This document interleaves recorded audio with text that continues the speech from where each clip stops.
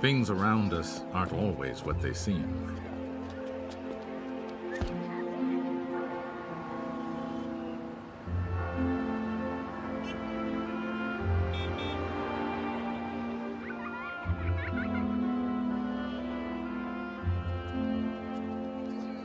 In the everyday world, we use a simple scale, ourselves, to know what's small and what's large.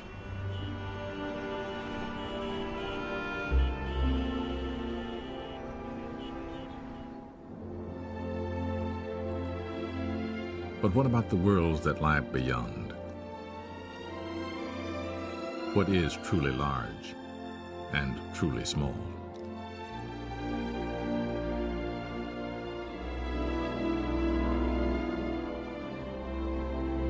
To explore, to observe, to understand the wider world we call the universe.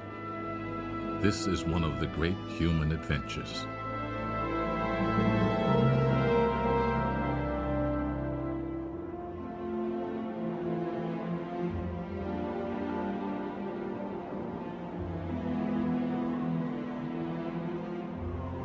As we look out at the distant horizon, we may ask ourselves, what is our true place in the universe?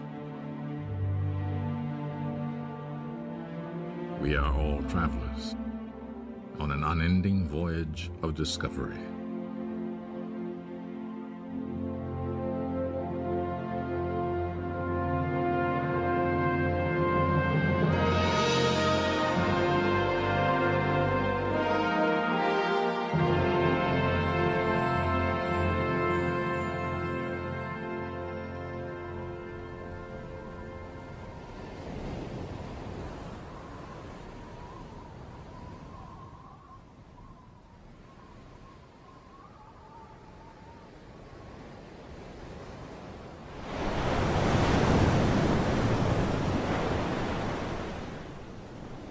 More than 25 centuries ago, among the Greek islands, here at the vibrant crossroads of Africa, Asia, and Europe, philosophers began to devise rational theories about the world around them.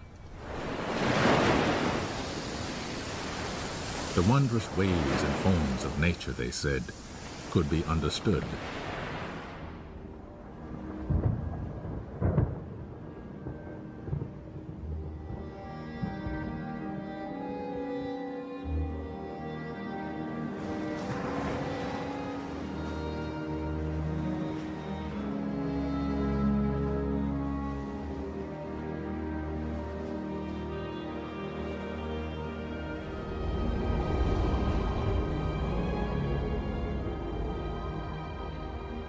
One Greek thinker suggested that the Earth actually moved around the sun.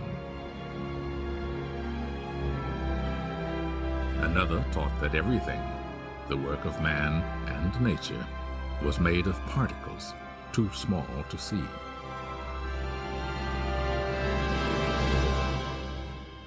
Others estimated the sizes of the Earth and the Moon and the distances between them, and reasoned that both were spheres. But it would be many centuries before we had the tools to extend our vision and confirm the wisdom of these early thinkers.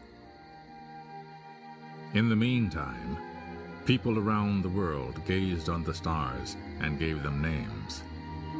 Most assumed that the Earth was the center of an unchanging universe.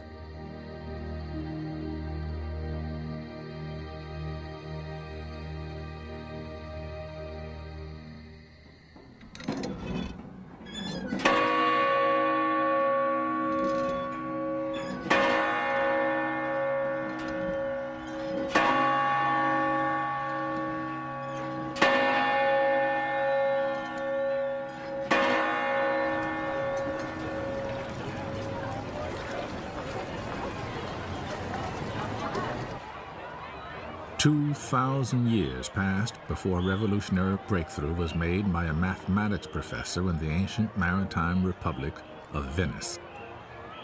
In 1609, Galileo Galilei demonstrated an instrument that would soon be called the telescope. From the tallest bell towers, he showed that this device could spot approaching ships hours before their sails were visible to the naked eye. Later, when he aimed his telescope at the night sky, Galileo discovered that the moon was a world with mountains. Jupiter had its own moons, and the Milky Way was a band of countless stars.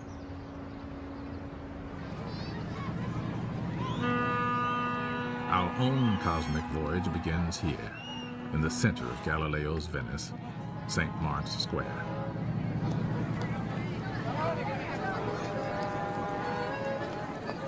Since the universe is a big place, we could easily get lost. So we'll need signposts to give us a sense of scale. The acrobat's ring is 1 meter wide. The crowd is 10 times wider, 10 meters across, larger by 1 power of 10.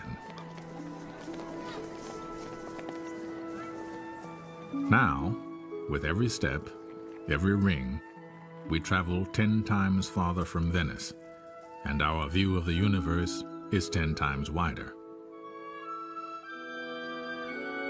The 100-meter ring surrounds St. Mark's, and 1,000 meters, 1 kilometer, the city center. As our speed increases, 4 steps, 4 powers of 10, reveal all the islands of Venice, the Adriatic Sea, and the mainland of northern Italy.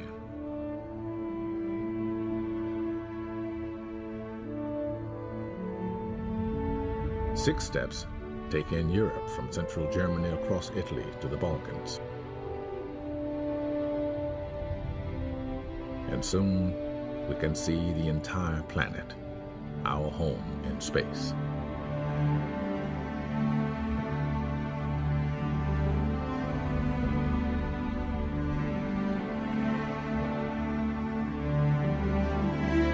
Eight steps on our outward journey, 8 powers of 10, and we pass the farthest reaches of human travel, the moon.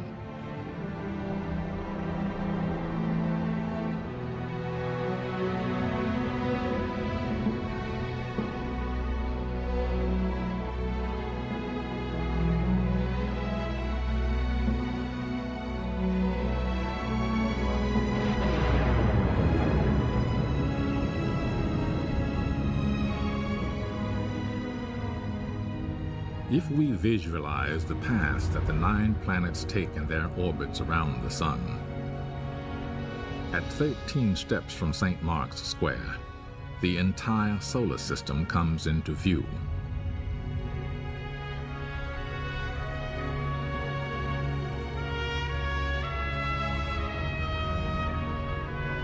And with 15 steps, 15 powers of 10, we can see that our sun is just another star. From here on, our voyage will be measured in light years, the distance light travels in an entire year. Only now do we fly past our nearest neighbor stars, almost 5 light years away. The same journey at the speed of today's spacecraft would last 100,000 years.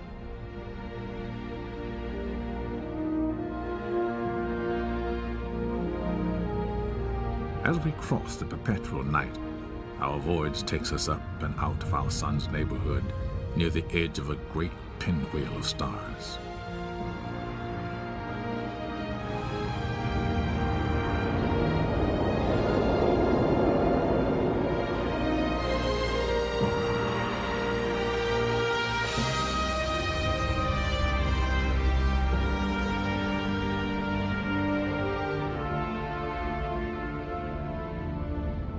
The Milky Way is actually a spiral galaxy, and our own sun is just one of 100 billion stars in it. At this immense scale, 23 powers of 10, each shining light we see is not a star, but an entire galaxy, composed of countless stars. Astronomers have discovered that the galaxies are flying away from one another. The universe is expanding. Our own galaxy